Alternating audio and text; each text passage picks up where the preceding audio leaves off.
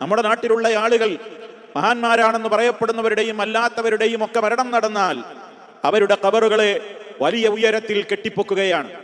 ഇസ്ലാം വിരോധിച്ച കാര്യമല്ലേ? അള്ളാഹുവിന്റെ റസൂൽ പറഞ്ഞില്ലേ, ഒരു ഖബറുകൾ ഈ വിധത്തിലാക്കി തീർക്കുവാൻ നിമിത്തമായി മാറുന്ന കുറെ കാര്യങ്ങളുണ്ട്. ഖബറിന്മേൽ ഒരു ചാണിലപ്പുറം പടുത്തുയർത്താൻ പാടില്ല.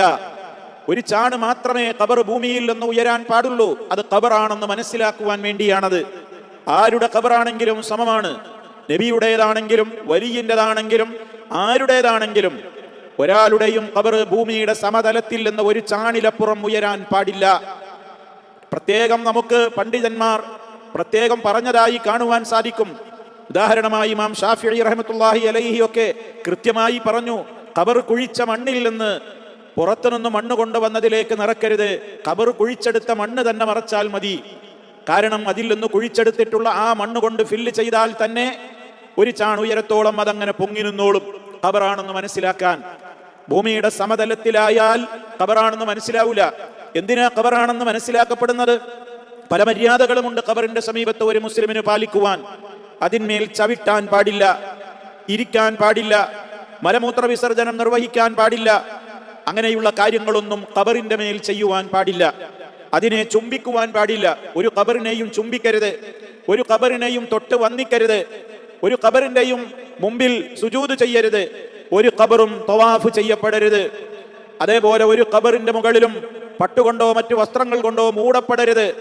ഒരു ഖബറിന്മേലും പ്രത്യേകമായ നിലക്കുള്ള എഴുത്തുകൾ രേഖപ്പെടുത്തി വെക്കരുത്. ഒരു ഖബറിന്റെ സമീപത്തും വിളക്ക് കൊളുത്തരുത്. വിളക്ക് കൊളുത്തരുത് എന്ന് പറയുമ്പോൾ പുണ്യം ഉദ്ദേശിച്ചുകൊണ്ടാണ് ഇന്ന് ആളുകൾ ഖബറിന്റെ സമീപത്ത് നിലവിളക്കുകൾ കൊളുത്തുന്നത്. അതിലേക്ക് എണ്ണ നേർച്ചയാക്കുന്നു, അതിൽ തിരിയിട്ട് കത്തിക്കുന്നു.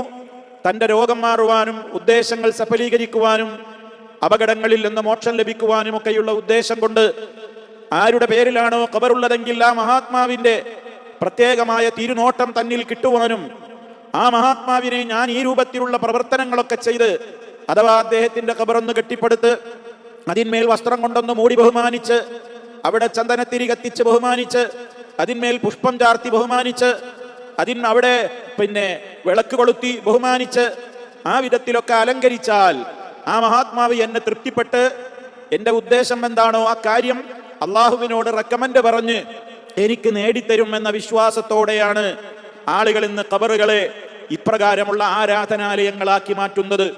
ഇത് ഗൗരവത്തോടെ നമ്മൾ മനസ്സിലാക്കണം. അമുസ്ലിമീങ്ങൾ അവരുടെ വിഗ്രഹങ്ങളുടെ മുമ്പിൽ ചെയ്യുന്നത് പോലെ അതേപോലെയുള്ള കാര്യങ്ങളാണ് ഇന്ന് ഖബറുകളുടെ സമീപത്ത് ചെയ്തുകൊണ്ടിരിക്കുന്നത്. അവരുടെ വിശ്വാസം എന്താണ്? ഇദാ അല്ലമൂ ഖുബൂറഹും, ഈ മഹാത്മാക്കളായ ആളുകളുടെ ഖബറുകളെ ഇവർ ബഹുമാനിച്ചാൽ എങ്ങനെയാ ബഹുമാനിക്കുന്നത്? ബഹുമാനിക്കുന്നതും ആദരിക്കുന്നതും എപ്രകാരമാണ് നമ്മുടെ സമൂഹം? അല്ലാഹുവിന്റെ റസൂല് പറഞ്ഞ രീതിയിലുള്ള ആദരവല്ല. ഞാൻ നേരത്തെ പറഞ്ഞു ആ ആദരവ് എന്താണെന്ന്. ആ ആദരവല്ല ഇവർ പ്രകടിപ്പിക്കുന്നത്. അവരതിന്റെ മുമ്പിൽ വണങ്ങുന്നു, ജാറം മൂടുന്നു, വിളക്ക് കൊളുത്തുന്നു, അവരോട് പ്രാർത്ഥിക്കുന്നു, അവർക്ക് നേർച്ച വഴിപാടുകൾ അർപ്പിക്കുന്നു. കാണിക്കപ്പെട്ടിയിൽ, കാണിക്കവഞ്ചിയിൽ, നേർച്ചപ്പെട്ടിയിൽ കാശും പണവും ഒക്കെ നിക്ഷേപിക്കുന്നു. അവരുടെ പേരിൽ മൃഗങ്ങളെ നേർച്ചയാക്കുന്നു. അവർക്ക് വേണ്ടി നാളികേരവും കാർഷിക ഉൽപ്പന്നങ്ങളും നേർച്ചയാക്കുന്നു. വിവിധ ഉദ്ദേശങ്ങൾ സഫലീകരിച്ച് കിട്ടുവാൻ വേണ്ടി. ഇങ്ങനെയാണ് ഒരു മഹാത്മാവിന്റെ ഖബറുകളെ ആരാധനാലയങ്ങളാക്കി മാറ്റുന്ന ജാറ പൂജ എന്ന് പറയുന്ന ജാറ വ്യവസായം, ദർഗാ വ്യവസായം, മഖാമു വ്യവസായം നമ്മുടെ നാട്ടിൽ നിന്ന് നടന്നുകൊണ്ടിരിക്കുന്നത്. അഭിശപ്തരാക്കപ്പെടും ഈ വിഭാഗമെന്ന് നമ്മൾ മനസ്സിലാക്കുക. യഹൂദികളും നസറാനികളും അങ്ങനെ ചെയ്തുവെങ്കിൽ, അവർക്കതിന്റെ ശാപം കിട്ടിയെങ്കിൽ, അതേ പ്രവൃത്തി ഈ ഉമ്മത്തിൽ നിന്ന് ആരെങ്കിലും അവൻ മുസ്ലിമിന്റെ പേരായിട്ട് പ്രയോജനമൊന്നുമില്ല, ചെയ്യുന്ന വിഷയമാണ് അല്ലാഹു നോക്കുന്നത്, അവർക്കും ആ ശാപം ലഭിക്കും എന്ന് ഗൗരവത്തോടു കൂടെ നമ്മൾ മനസ്സിലാക്കണം.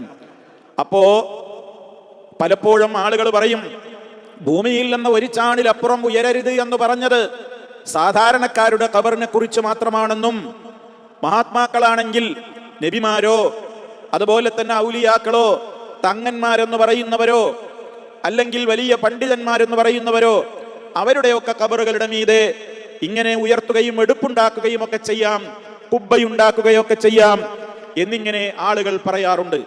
എത്രത്തോളം വിരോധാഭാസമാണ് ആ സംസാരം സഹോദരങ്ങളെ. ഇവിടെ നിങ്ങൾ കേട്ടില്ലേ, നബി സല്ലല്ലാഹു അലൈഹി വസല്ലമ യഹൂദി നസറാക്കളെ ശപിക്കുവാൻ പറഞ്ഞ കാരണം എന്താണ്? അവർ അവരുടെ നബിമാരുടെ ഖബറുകളെയാണ് ഇപ്രകാരം ആരാധനാ കേന്ദ്രങ്ങളാക്കി മാറ്റിയത്.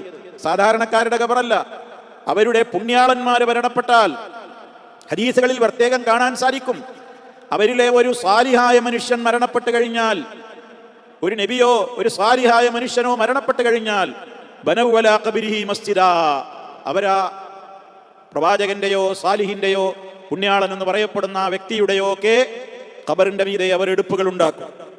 എന്നിട്ട് അവിടെ വചനമിരിക്കും, പലവിധത്തിലുള്ള പ്രവർത്തനങ്ങൾ ചെയ്യും. എല്ലാം ആരാധനാപരമായ കാര്യങ്ങളാണ്. ഇനി ആ വിധത്തിലുള്ള ഖബറുകളിലേക്ക് തിരിഞ്ഞ് നിസ്കരിക്കുന്ന ആളുകൾ, അതേപോലെ തന്നെ ഖബറിന്റെ സമീപത്ത് നിന്ന് അള്ളാഹ്ക്ക് വേണ്ടി നിസ്കരിച്ചാൽ പ്രത്യേക പുണ്യമുണ്ടെന്ന് വിചാരിക്കുന്നവർ, എല്ലാം അബദ്ധമാണ്, എല്ലാം തെറ്റായ കാര്യമാണ്. ഇന്ന ഒരു വലിയന്റെ ഖബറിന്റെ സമീപത്ത് നിന്ന് നിസ്കരിക്കുന്നത് വലിയനൊന്നുമല്ല, അള്ളാഹ്ക്ക് തന്നെയാണ്, വലിയ പുണ്യം കിട്ടും എന്നുള്ള ധാരണ എല്ലാം അടിസ്ഥാനരഹിതമാണ്. അതുകൊണ്ട് തന്നെ ഇസ്ലാം അതിനെ വളരെ ഗൗരവത്തോടെയാണ് കണ്ടിട്ടുള്ളത്. ഒരു ന്യായവും അതിന് പറയാനില്ല. അതുകൊണ്ട് മഹാനായ നബി സല്ലല്ലാഹു അലൈഹി വസല്ലമിന്റെ ഖബർ പോലും ഒരു ചാണിലപ്പുറം ഉയർത്തപ്പെട്ടിട്ടില്ല. അബൂബക്കർ റളിയല്ലാഹു അൻഹുവിന്റെയും ഉമർ ഖത്താബ് റളിയല്ലാഹു അൻഹുവിന്റെയും ഖബറും അപ്രകാരം തന്നെയാണുള്ളത്. പിന്നെ പലപ്പോഴും ഇത് പറയും, കുബ്ബയുണ്ടാക്കാൻ തെളിവ് നബി തങ്ങളുടെ ഖബറിന്റെ മീതെ കുബ്ബയില്ലേ? ആ കുബ്ബ ആരുണ്ടാക്കിയതാണ്? അള്ളാഹുവിന്റെ റസൂലിനെ അറിയോ?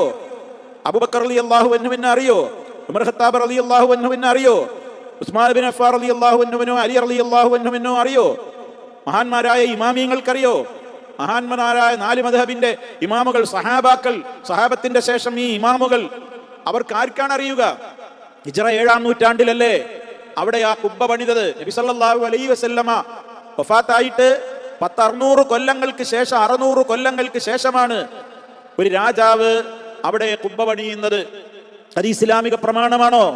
അത് ഇസ്ലാമിന്റെ രേഖയാണോ? നബിതങ്ങൾ വഫാത്തായിട്ട് 600 ചില്ലാനം കൊല്ലങ്ങൾ അവിടെ കുബ്ബയില്ല. നമ്മൾ മനസ്സിലാക്കണം. എന്നിട്ട് അതാണിപ്പോ കുബ്ബ കെട്ടാനുള്ള തെളിവായിട്ട് പറയുന്നത്. അള്ളാഹുവിന്റെ റസൂൽ സല്ലല്ലാഹു അലൈഹി വസല്ലമിന് പടച്ചവൻ അള്ളാഹു പ്രത്യേകമായി പ്രൊട്ടക്റ്റ് നൽകിയതാണ്. അതല്ല കാണുകയായിരുന്നു ആ ഖബറെങ്കിൽ ആളുകൾ അവിടെ എന്തൊക്കെ കാണിച്ചു കൂട്ടും. കാണാതെ തന്നെ ആയിട്ട് പോലും അധികാരികളായ ആളുകളുടെ കണ്ണ് വെട്ടിച്ചുകൊണ്ട് ആളുകൾ എന്തൊക്കെയാണ് അവിടെ ചെയ്യാൻ ശ്രമിക്കുന്നത്. പലവിധത്തിലുള്ള കാര്യങ്ങളല്ലേ ഇന്ന് ചെയ്തുകൊണ്ടിരിക്കുന്നത്. അതുകൊണ്ട് തന്നെ സഹോദരങ്ങളെ, ഇതൊക്കെ ശാപഹേതുവായ കാര്യങ്ങളാണെന്ന് നമ്മൾ മനസ്സിലാക്കണം. ഈ ഹദീസ് വായിച്ചപ്പോൾ നമ്മൾ കൃത്യമായി മനസ്സിലാക്കുക, ഇവർക്കിങ്ങനെ ശാപം കിട്ടുവാനുണ്ടായ കാരണം ഇതൊക്കെയാണെങ്കിൽ ഇന്നും ആളുകൾ ഇതേ പണിയാണ് ആത്മാക്കളുടെ ഖബറുകളുടെ സമീപത്ത് കെട്ടിടങ്ങൾ ഉണ്ടാക്കി, അല്ലെങ്കിൽ ആ ഖബറുകളുടെ മുകളിൽ എടുപ്പുകൾ ഉണ്ടാക്കിയിട്ട് അവരും ചെയ്തുകൊണ്ടിരിക്കുന്നത്. അവിടെ ഇരുന്ന് അവരോട് പ്രാർത്ഥിക്കുന്നു, അവർക്ക് സുജൂദ് ചെയ്യുന്നവരുണ്ട്, തവാഫ് ചെയ്യുന്നവരുണ്ട്, ആ ഖബറുകളെ തൊട്ടുമുത്തുന്നവരുണ്ട്, ജാറം മൂടുന്നവരും പല പ്രവർത്തനങ്ങളും ചെയ്യുന്നവരുണ്ട്. എല്ലാം ആരുടെ സംസ്കാരമാണ്? യഹൂദികളുടെയും നസാറാക്കളുടെയും അഥവാ അള്ളാഹുവിന്റെ ശാപത്തിന് ഹേതുവായി തീരുന്ന പ്രവർത്തികൾ അവരിൽ നിന്ന് സംഭവിച്ചില്ലേ? അവരിൽ നിന്നാണ് അതുണ്ടായത്. ശൈഖ് മുഹയ്യിദ്ദീൻ അബ്ദുൽ ഖാദിർ ജീലാനി പോലും, ആനായ അദ്ദേഹം പോലും അദ്ദേഹത്തിന്റെ ഗ്രന്ഥത്തിൽ ഇതൊക്കെ യഹൂദികളുടെ കൾച്ചറാണ്, സംസ്കാരമാണെന്ന് പറഞ്ഞു. ആരാണിത് പറയാത്തത്? ഖബറിനോട് കാണിക്കേണ്ടുന്ന ആദരവിൽപ്പെട്ടതാണ്. ഖബർ സന്ദർശിക്കുന്ന വേളയിൽ നബി സല്ലല്ലാഹു അലൈഹി വസല്ലമിന്റെ ഖബറിന്റെ ഭാഗത്ത് ചെല്ലുമ്പോൾ പോലും വളരെ മര്യാദയോടെ വിട്ടു നിൽക്കണമെന്നും, ആ റൂമിന്റെ ഭാഗത്ത് നമുക്ക് തൊടാൻ പറ്റാവുന്ന ഭാഗത്ത് ആ റൂമിന്റെ ഗ്രിൽസിലോ ചുമരിലോ പോലും തൊടരുത്, അവിടെ ചുംബിക്കരുത്, വിട്ടു നിൽക്കണം, മര്യാദയോടെ വിട്ടു നിൽക്കണം. അതിൽ തൊടലോ മറ്റ് കാര്യങ്ങളോ ബറക്കത്തില്ല. ബറക്കത്ത് നബി സല്ലല്ലാഹു അലൈഹി വസല്ലമ അതുണ്ടെങ്കിൽ അവിടുന്ന് പഠിപ്പിച്ചു തന്നതിലാണ് ബറക്കത്തുള്ളത്. അല്ലാതെ ബഹുഭൂരിപക്ഷം ജനങ്ങളും അവിടെ പോയി കാണിച്ചു കൂട്ടുന്ന കാര്യങ്ങൾ കണ്ടിട്ട് നീ വഞ്ചിതരാവരുത്. സത്യം എപ്പോഴും പ്രമാണങ്ങളുടെ അടിസ്ഥാനത്തിലാണ് മനസ്സിലാക്കപ്പെടേണ്ടത്. ചെയ്യുന്നവരുടെ കുറവോ ചെയ്യുന്നവരുടെ കൂടുതലോ ഒരു കാര്യം സത്യമോ അസത്യമോ ആകുന്നതിന് മാനദണ്ഡമായി കാണരുത് തുടങ്ങി ഒട്ടേറെ ഉദ്ധരണികൾ, ഞാനതൊന്നും ഇപ്പോൾ ഇവിടെ വായിക്കുന്നില്ല, ധാരാളമായി നമ്മൾ കേൾക്കുന്നവരാണ്. എല്ലാം ഗ്രന്ഥങ്ങളിൽ രേഖപ്പെട്ട് കിടക്കുകയാണ്. അത്രത്തോളം നബി സല്ലല്ലാഹു അലൈഹി വസല്ലമിന്റെ ഖബറിന്റെ സമീപത്ത് പോലും അത്ര കൃത്യമായിട്ടാണ് ഇസ്ലാം പഠിപ്പിക്കുന്നതെങ്കിൽ അതിൽ താഴെയുള്ള മറ്റുള്ളവരോട് ആളുകളെന്ന് പറയപ്പെടുന്നവർ ആരാണെന്ന് പോലും അറിയപ്പെടാത്തവർ, ഖബറിന്റെ ഉള്ളിൽ വല്ലതും ഉണ്ടോ എന്ന് പോലും അറിയപ്പെടാത്ത കേവലം മൺകൂനകൾ, ആ വിധത്തിലുള്ള പല കാട്ടിക്കൂട്ടലുകളും ഈ സമൂഹം ഇന്ന് ജാറ വ്യവസായത്തിന്റെ പേരിൽ സഹോദരങ്ങളെ ചെയ്തുകൊണ്ടിരിക്കുകയാണ്. അതുകൊണ്ടത് ശപിക്കപ്പെടുന്ന ഏറ്റവും ദുഷിച്ച പ്രവൃത്തിയാണ് എന്ന് നമ്മൾ മനസ്സിലാക്കേണ്ടതുണ്ട്. ഈ വിധത്തിലുള്ള പ്രവർത്തനങ്ങളൊക്കെ ആരാണോ ചെയ്യുന്നത് അവർക്ക് ശാപമുണ്ടാകും എന്ന് നമ്മൾ മനസ്സിലാക്കുക.